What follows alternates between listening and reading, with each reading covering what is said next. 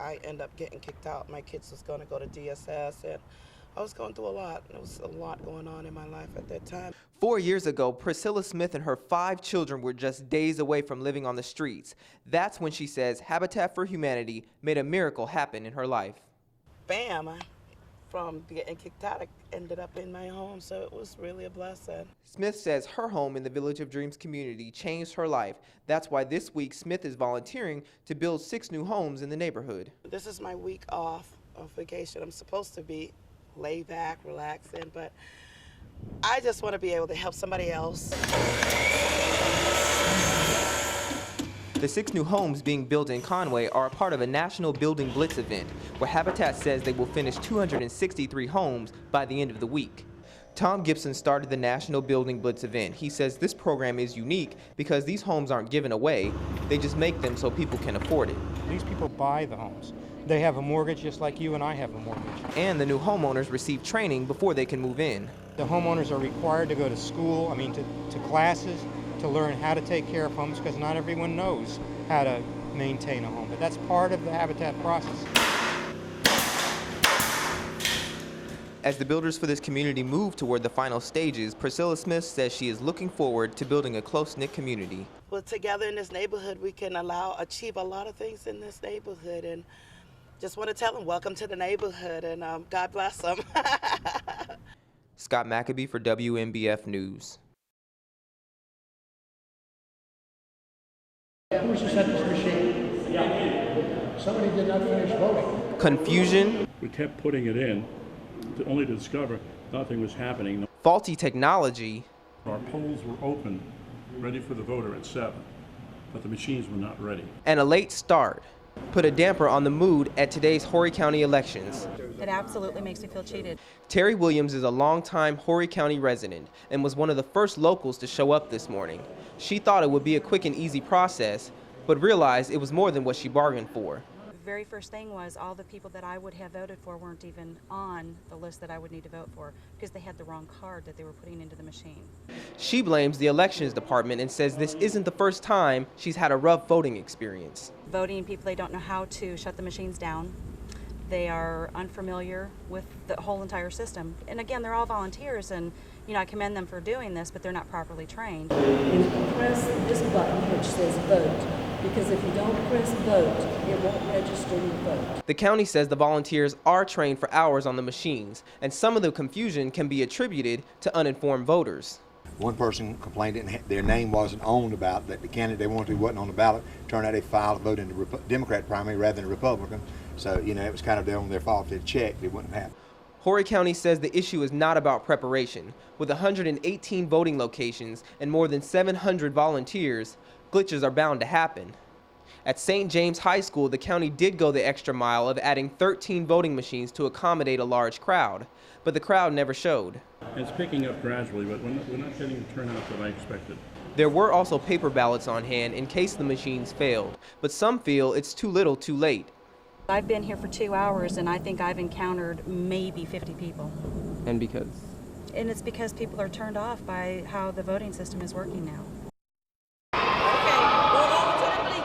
Mary Hill is a leader at This Boys and Girls Club in Myrtle Beach. She dedicates her time and gas to work with the kids year-round and won't let her pain at the pump stop her from being here. I come about 75 miles round trip every day, and it's just because I love the kids. Get your milk! Every day she serves hundreds of lunches and says it is one of the most important parts of the kids' day. There's a lot of children that this is the only meal they'll get. Meanwhile, Shirley Smith is leading the program for the 27th year and says for many children, their only meal is at This Boys and Girls Club in Myrtle Beach. It's all made possible by the summer food program starting this week. A lot of parents work, nobody's at home to fix the lunch, and various reasons, that child may go to bed hungry. But to prevent that hunger, workers are up before dawn making 3,000 lunches here at Carolina Forest High School, so students who normally eat free school lunches won't have to go without when school is out. In a country like America, that we have children that really go to bed hungry. After each sandwich is cut and wrapped, they are packed in 3 diesel trucks and sent to 38 sites just in time for lunch. Workers with the summer food program are up every morning before dawn, packing these trucks with turkey sandwiches and little cartons of milk. But there's just one problem this summer.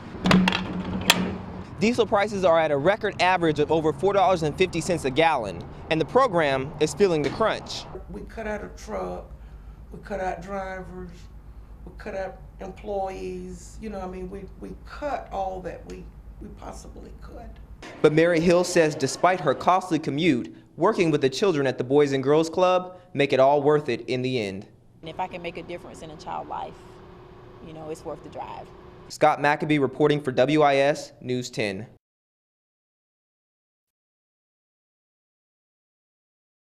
Give me that.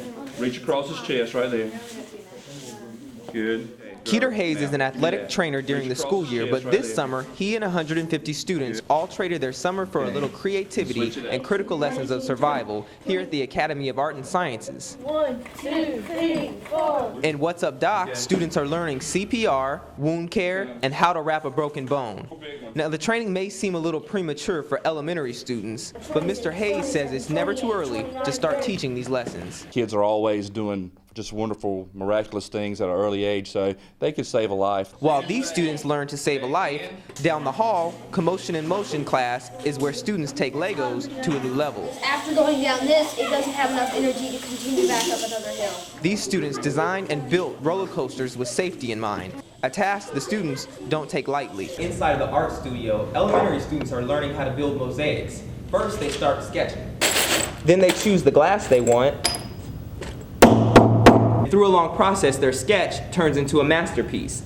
The difference with this program is teachers say students are not forced to be here. They're here because they want to learn. Their incentive is to come and take a class that they can't normally get in their regular school year.